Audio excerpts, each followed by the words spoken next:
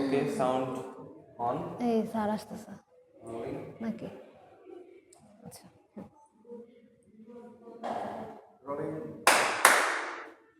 High আপু, আজকে আপনি কিছু বলতে পারবেন মানে আপনার ডেইলি রুটিনের সম্পর্কে, মানে যাতায়াত করেন কোথা থেকে কীভাবে করেন? আমি যেহেতু ড্যাফোডিল ইন্টারন্যাশনাল ইউনিভার্সিটিতে পড়ছি, তো আমার বাসা গাজীপুরে। এখন আমি এইদিকে কোনো মানে ড্যাফোডিলের আশেপাশে কোনো জায়গায় শিফট করতে চাচ্ছি না, তো যাতায়াত তো আমাকে করতেই হয়। একটা লং জার্নি সেই গাজীপুর থেকে আশুলিয়া। তো আমার ডেইলি রুটিন বলতে সকালবেলা যদি আমার 10টার দিকে না 11টার দিকে ক্লাস থাকে, তো আমাকে সকালবেলা 7টার মধ্যে উঠে যেতে হয়। পরে রেডি টেডি হয়ে 8টার মধ্যে সব প্রিপারেশন করতে হয়। তারপর 9টার দিকে আমি মূলত বের হয়ে যাই। তো আমাদের ওইখান থেকে একটা বাস আছে গাজীপুর পরিবহন, তো ওই বাসে করে আমি আমার কলেজ গেট পর্যন্ত আসি। তো ওইখান থেকে আমার বাস আছে ভার্সিটির বাস, তো ভার্সিটির বাসে করে তারপর আমি ভার্সিটিতে চলে আসি। আর যদি যাওয়ার সময় কথাটা বলি, ভার্সিটি থেকে ব্যাক করার সময় বাসায়, তো তখন হইতেছে আমার ভার্সিটিতে 2টার দিকে একটা বাস থাকে, আরেকটা থাকে 4টার দিকে, আরেকটা থাকে 6টার দিকে। 6টার দিকে তো আমি কখনোই 6টার বাসে যাবো না, কারণ তখন সন্ধ্যা হয়ে যায়। একটু রিস্কেও বলা যায়, আবার একটু আমার মনের মধ্যেও ভয় লাগে, মানে কী হবে 6টার বাসে, না 6টার বাস চিন্তা করাই যায় না, মানে কোনো একটা ফ্রেন্ড থাকলে ঠিক আছে।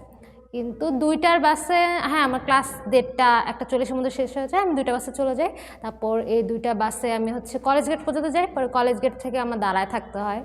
তো গাজীপুর পরিবহন আসতে একটু লেট করে, কোনো সময় আবার 10 মিনিট হয়ে যায়, আবার কোনো সময় মানে কি বলবো অনেকক্ষণই লেগে যায়। পরে ওইখান থেকে গাজীপুর পরিবহন পেলে গাজীপুর পরিবহন দিয়ে আমি আমার বাসা পর্যন্ত চলে যাই। আর যেদিন খুব টায়ার্ড লাগে সেদিন আমি আমার বাসার যে কী বলবো রোডটা আছে, মোড়ে নামা দেয়, তো আমার বাসাটা একটু ভিতরে না, জাস্ট মোড় থেকে জাস্ট 10 টাকা ভাড়া লাগে রিক্সা হলে, তো রিক্সা দিয়ে যাই যেদিন আর কি খুব টায়ার্ড লাগে। আর যেদিন আমি টায়ার্ড না থাকি হেঁটে হেঁটে চলে যাই।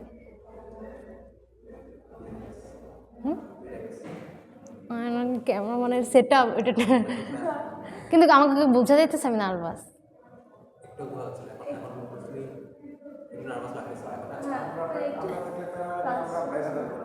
না সাদমানু এখানে দাঁড়ায় থাকো, মানে কেন ওই যে পরিচিত মুখ থাকলে হ্যাঁ একটু রিল্যাক্স লাগে। আচ্ছা আপু, কোনো সমস্যা নেই, জাস্ট একদম চিল রিল্যাক্স। আপনি কি চাচ্ছেন আমি আবার প্রথম দিন করবো নাকি যেখানে প্রথমটা কি বেশি খারাপ হয়েছে? we can go on or আমরা শুরু করতে পারবো আপনার যেটা। আমার তো মনে হয় না বেশি একটা খারাপ হয়েছে। না তাহলে আচ্ছা। তো আপু আপনি বললেন যে গাজীপুর পরিবহন বাসটা ইউজ করে আপনি মানে আসা যাওয়া করেন, মানে মোস্ট অফ দ্য টাইম ওটার পর ইউনিভার্সিটি বাসে। আপনি কি আপনার কিছু এক্সপিরিয়েন্সেস শেয়ার করতে পারবেন যে কেন আপনার এই ভয়টা কাজ করে যে রাতের বেলা যাওয়া যাবে না, একা যেতে ভয় লাগে? হ্যাঁ মানে এটা মানে কি বলবো, মানে আমাদের পারিপার্শ্বিক অবস্থার জন্যই আমার এই ফিলিংটা আসে যে মানে এখন যে আমাদের দেশের অবস্থা এখন বা আগের কথা বিবেচনা করলো যে সন্ধ্যার দিকে কিন্তু মেয়েদের একটু পাবলিক বাসে তেমন আপনি দেখবেন না, মানে পাবলিক বাসে আনাগোনা একটু কমে যায়। তো তখন আমার কেমন জানি নিজের থেকে একটু ইনসিকিউর ফিলিং আসে যে সব ছেলেরা সব পুরুষ মানুষ, তো যদি বাসের জায়গাও না থাকে তখন পিছনে যে সিটগুলো আছে ওইখানে বসতে কেমন লাগে, মানে থাকে না, এটা আপনিও তো বুঝতে পারবেন। তো আর কি তখন তাই আমি 6টার দিকে বাসে যাওয়াটা অ্যাভয়েড করি, কারণ 6টার দিকে যদি আমি ভার্সিটি থেকে রওনা দিই আমার কলেজ গেট পর্যন্ত যেতে যেতে 7টা বাজে। আর এমন তো না যে মানে আমাদের রাস্তা এমন তো না যে আমি টাইম মাফিকে যেতে পারবো 7টার দিকে, 7:30টাও তো বেজে যায় কখনো কখনো জ্যাম থাকলে, তো অনেক রাতিতে হয়ে যায়। তো মানে আমি সেফ ফিল করি না, আর আমার মনে হয় অনেক মেয়েরাই আছে যারা সেফ ফিল করে না এত রাতের বেলা,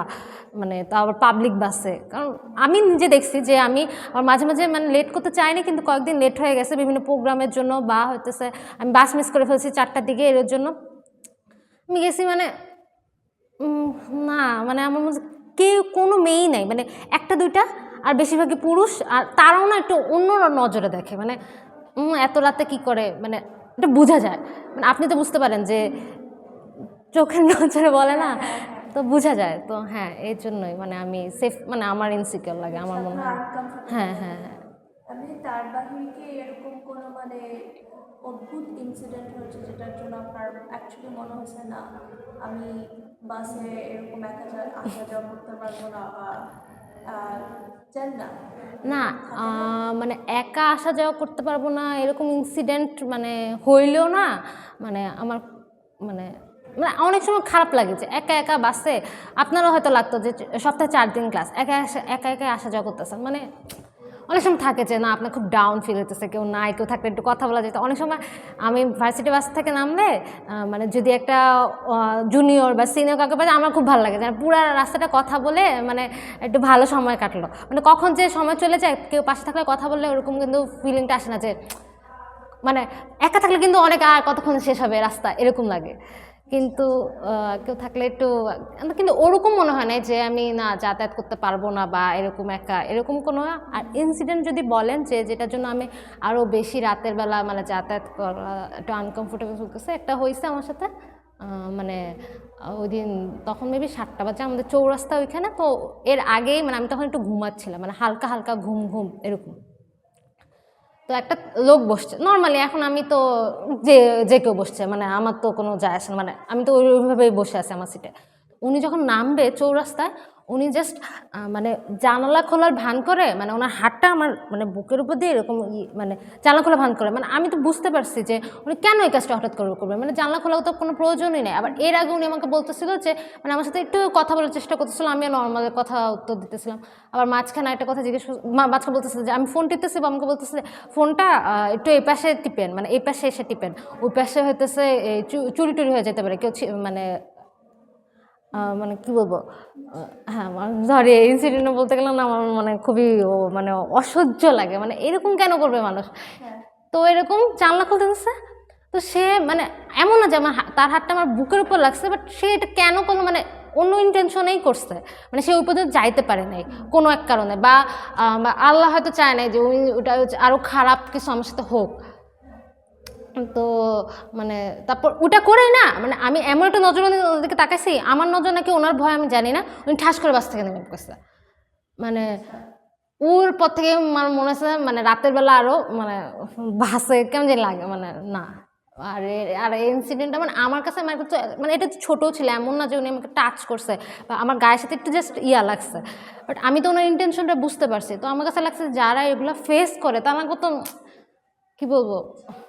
আপনার কি এই যখন ইনসিডেন্টটা হয়েছিল আশেপাশের মানুষরাও কি বুঝতে পেরেছে কেউ কি না না অবশ্যই না মানে সবাই টায়ার্ড থাকে বাসের মধ্যে সে একটা জায়গা থেকে সবাই আসতেছে বা চাকরি করে আসতেছে তখন কে কারটা দেখবে সবাই ঘুমায় বা সবাই যে যার মতো থাকে মানে এটা আমি হইলেও আমি খেয়াল করতাম না আপনার কি ওই মানে এই কারণে কি আরো বেশি খারাপ লেগেছিল আমি সত্যি বলবো মানে আমি এতটা এফেক্ট হতে দেই নাই নিজেকে যে হয়েছে এরপর থেকে যদি মানে এরকম একটুও করে মানে আমি আগে থেকেই সতর্ক থাকবো হ্যাঁ তো আপনার মনে হয় যে মানে এটা ইম্পর্টেন্ট না তাহলে মানে মেয়েদেররা সবসময় সতর্ক বা সচেতন থাকতে হবে হ্যাঁ আমার তো সব আমি মানে কিন্তু হ্যাঁ অবশ্যই ইম্পর্ট্যান্ট এটা সতর্ক সচেতন কি বলতে কি মানে আরেকটা জিনিস আমার লাগে যে কেন আমাদেরই সতর্ক সচেতন হতে হবে তাই না সতর্ক সচেতন তো ওই পুরুষ মানুষটারও হওয়া উচিত সে আমার পাশে বসতেছে তাই না আমার সিট আর তার সিট আলাদা করার কারণ কি সে তার সিটে বসবে আমি আমার সিটে বসবো অনেক সময় থাকে সে ছড়ায় ছিটায় বসে কেন আমার মনে কেন এরকম হবে এরকম অনেকেও হ্যাঁ এরকম অনেক মেয়েরাও করে মহিলারাও করে আমি দেখছি মানে আমার পার্সোনাল স্পেসে সে কেন আসবে তো আপনার এই বিষয় নিয়ে যত আপনি বলছেন যে কেন মেয়েদেরই শুধু সবসময় সতর্ক হতে হবে ছেলেদের ওই বুঝটা কোথায় বা ওদের এই এরকম আন্ডারস্ট্যান্ডিংটা কেন নাই আপনার কি কোনো মানে এটা নিয়ে মতামত বা চিন্তা ভাবনা আছে যে মানে এটা কীভাবে ফিক্স করা যায় বা ওদেরকে কীভাবে আরও করা যায় সো দ্যাট মেয়েদের আরও সেফ লাগে হ্যাঁ আমার মনে হয় পারিবারিক শিক্ষাটা প্রয়োজন আমার মনে হয় কেন একটা পরিবার থেকে একটা ছেলেকে মানে এরকম বিহেভিয়ার শেখাবে মানে সবাই তো চায় যে তার সন্তান একটা ভালো মানুষ হোক ভালো মানুষ প্লাস হচ্ছে মানে এরকম কার্যকলাপে যাতে লিপ্ত না হোক মানে বাসে যে হ্যারেস মানে এগুলো কি মানে আমার মনে হয় যে এটা একটা সময় পর তাদের মস্তিষ্কে বিকৃত হয় তাদের বিভিন্ন কন্টেন্ট দ্বারা মানে আমাদের কিন্তু মানে আমরা যে সবাই আছি যে আমাদের জেনারেশন যদি বলি তারা কিন্তু মানে সঠিক কন্টেন্ট মানে কনজিউম করতে মানে তারা জানে না কোন কন্টেন্টটা কনজিউম করলে তার জন্য ভালো হবে। এমনকি এমন অনেক সময় আছে আমিও দেখতেছি যে টায়ার্ড, আমিও স্ক্রল করতেছি, কি দেখতেছি আমি নিজেও জানি না, কিন্তু আমাদের কিন্তু এটা মানে থাকা উচিত নিজেদের মধ্যে যে আমরা কী কন্টেন্ট কনজিউম করতেছি, কারণ এটা অনেকটাই ডিপেন্ড করে আমাদের মস্তিষ্কের চেঞ্জেস, বিভিন্ন আমাদের চিন্তাভাবনা চেঞ্জেসের উপর। তো আমার মনে হয় যে হ্যাঁ, মানে ফেসবুকে স্ক্রল করতে করতে যে আসি মানে মানে স্ক্রলই করতেছি, মানে এগুলা একটু সচেতন হয়ে যদি তারা ইউজ করতে জানে। আপনার কি মনে হয় তাহলে যে এই যে অ্যাপসগুলো মেনশন করলেন ফেসবুক বা ইন্টারনেটের মধ্যে, এরকম কি কোনো হার্মফুল কন্টেন্ট আছে যা স্পেসিফিকলি মানে এই ছেলেরা কনজিউম করতেছে, যেটা ওদের আচরণে এটা দেখা যাচ্ছে? টিকটক বিশেষ করে মানে আমি দেখছি এরকম টিকটকে অনেক কন্টেন্টই আছে যে মানে দুইটা মেয়ে হাঁটতেছে, পিছন দিয়ে একটা ছেলে হইতেছে কি জানি বলতেছে, এগুলো হচ্ছে কন্টেন্ট তারা বানাচ্ছে। তারপর আরও কি মেয়েদের নিয়ে বিভিন্ন অবজেক্ট বানায়, কি কন্টেন্ট বানাচ্ছে। আসলে টিকটককে কি আমরা যদি বলিউড বিভিন্ন মানে গানও দেখি আগের এখনও মানে তারা মেয়েদেরকে অবজেক্টিফাই করে খুব, মানে মেয়েরা মানে মানে কী বলবো বস্তু হিসেবে দেখায় যে হ্যাঁ মেয়েরা তো এরকমই, তাদের সাথে এরকম করাই যায়। মানে কী বলবো মানে এগুলো না মানে আমি জানি না এটা কীভাবে এটা সমাধান কোথায় আমি জানি না, কারণ হইতেছে এগুলা মানে এত বেশি মানে এক্সপোজার হয়ে গেছে যে আমি যদি আমার নিজ থেকে না বুঝতে শিখি আমাকে কেউ বুঝাতে পারবে না, এরকম বিষয়টা হয়ে গেছে। তো আমার মনে হয় সবাই নিজ নিজ জায়গা থেকে মানে সবার একটু অ্যাওয়ার থাকা উচিত, পাশাপাশি একটু পরিবার থেকে একটু এগুলো বিষয় একটু তাদের বোঝানো উচিত, স্কুলেও এগুলা নিয়ে একটু মানে মানে বোঝানো উচিত যে তুমি কিভাবে তোমার সহপাঠীর সাথে কিভাবে আচরণ করবা, মা হইতেছে তুমি এগুলো বলতে পারো না, রাস্তাঘাটে তুমি এরকম করতে পারো না। হ্যাঁ, তো এইভাবে মনে হয় আমার একটু সমাধান সম্ভব, মানে তার একটু মনে হবে যে না আমি যেটা করতেছি এটা ঠিক না, মানে তার কাছে একটু ওরকম রিয়েলাইজেশনটা আসবে যদি এরকম স্কুলে বা হইতেছে ক্যাম্পেইন বলা যায়, প্লাস হইতেছে আমরা যদি হ্যাঁ বিভিন্ন ক্যাম্পেইন প্লাস পরিবার থেকেও একটু শিক্ষাটা প্রয়োজন আছে। আচ্ছা, তো আপনার কি এই ইয়াটা মনে হয় যে লিগাল অ্যাসপেক্ট থেকে, যেমন যখন মহিলাদের সাথে কোনো রকমের ঘটনা হয়ে থাকে, হ্যারাসমেন্ট হোক বা এরকম বিভিন্ন জায়গায় বা আপনার চেনা জানা মানুষের মধ্যে হোক বা যেরকমই হোক, আপনার কি মনে হয় যে আসলে কি মহিলারা একটা এটাকে বলতে পারে ওদের বাসায় গিয়ে হোক বা ওদের ফ্রেন্ডদের সাথে হোক বা ইভেন রিপোর্ট করা, এই সিস্টেমটা কি আমাদের আছে? মানে আপনার মতামত কি এটা নিয়ে? আমি যদি ছোট পরিসরে চিন্তা করি যে হ্যারাসমেন্ট আপনি যেটা বললেন, যে ছোট পরিসরে থাকে না বাচ্চার মধ্যে অনেকেই আর একটু কুনো দিয়ে চলে গেল বা একটু ধরার চেষ্টা করলো ইনঅ্যাপ্রোপ্রিয়েটভাবে, তো আমার মনে হয় যে ওইখানে সেই মেয়েটারই সচেতন হয়ে ওঠা উচিত, মেয়েটারই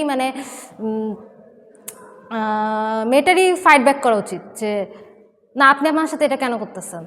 তাই না? মানে মানে আপনি এমন করতেছেন কেন, মেয়েটারই করা উচিত। আমার মনে হয় মেয়েদেরই এতে সচেতন হয়ে ওঠা উচিত। প্লাস হচ্ছে আমার না মানে কী বলবো সচেতন হয়ে ওঠা উচিত না এরকম না, আমার মনে হয়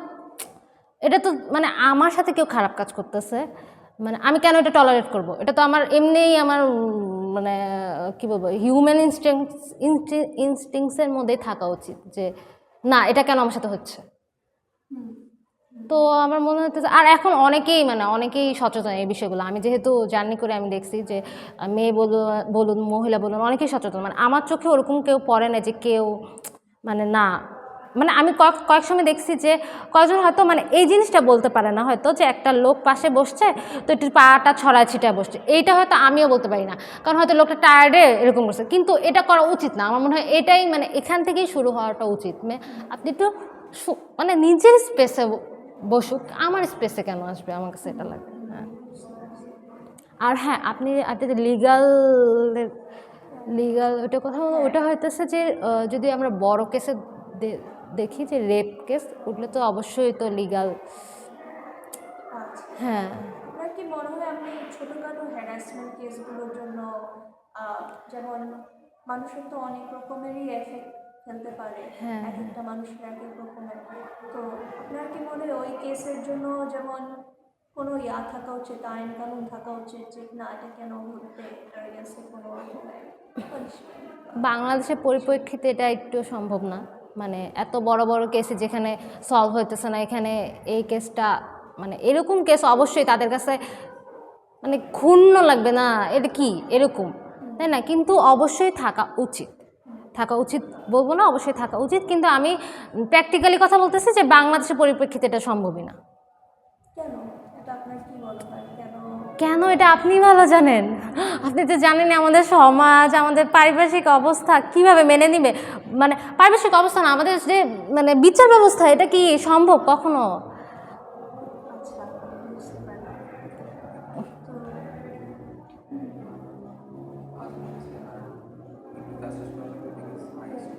তো আমাদের লাস্ট কোয়েশ্চেনে এই ঠিক আছে। আপনার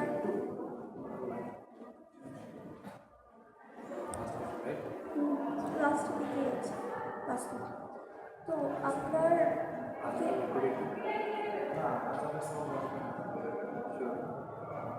আচ্ছা, আজানের সময় একটু বন্ধ রাখি, আজানের সময় একটু বন্ধ রাখি।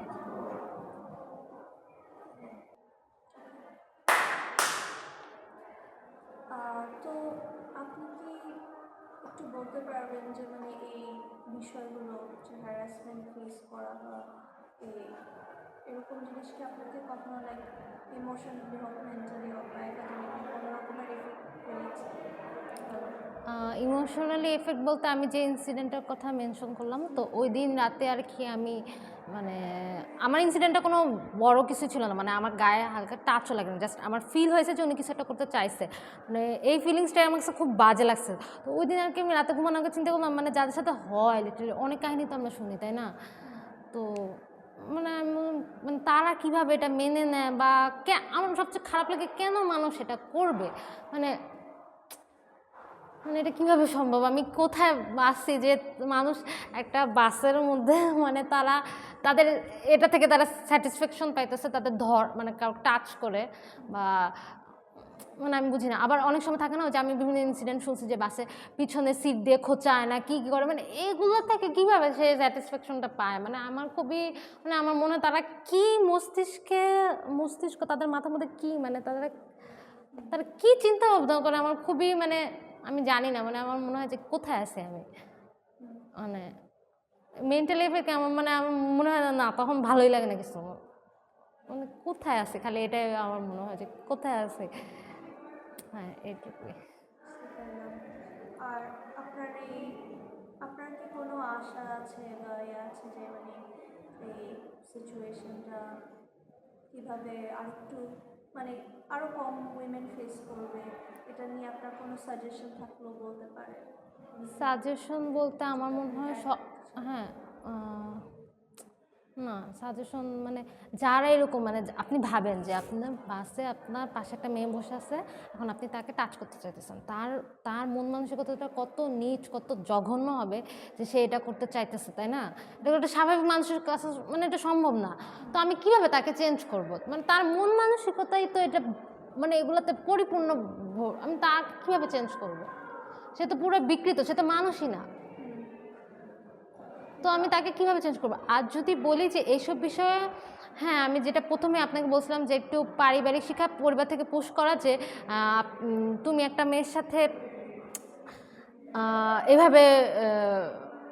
মানে একটা মেয়ের সাথে তুমি এইভাবে ব্যবহার করতে পারো না, এসব মানে না আমার মনে হয় আমি কী বলবো, পরিবার কেন এটা শিখাবে? আমার মনে হয় যে আমি আর আপনি যদি একটা সেফ ফ্যামিলিতে বসবাস করি, সেখানে তো এসব হওয়ার মানে কথাই আসে না, তো আমার পরিবার কেন এগুলো আমাকে শিখাবে? আর যদি মেয়েদের কথা বলি, আমি মেয়েদের বলে একটু মানে না, ভোকাল বেশি হওয়া উচিত, এরকম ইনসিডেন্টের হলে একটু সম্মুখীন হলে ভোকাল বেশি হওয়া উচিত, না আপনি আমার সাথে এটা কেন করতেছেন, কারণ তখন আমার মনে হয় ওই লোকটা একটু ভয় পাবে। তো ওইখান থেকে একটু মনে হয় যে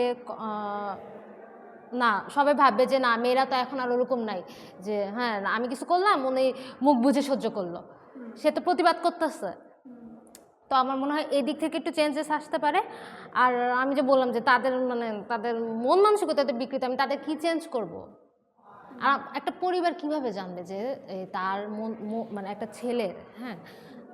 তার মাইন্ডে এসব চলতেছে, সে কীভাবে চেঞ্জ করবে? তাই না? আচ্ছা হয়েছে। Perfect.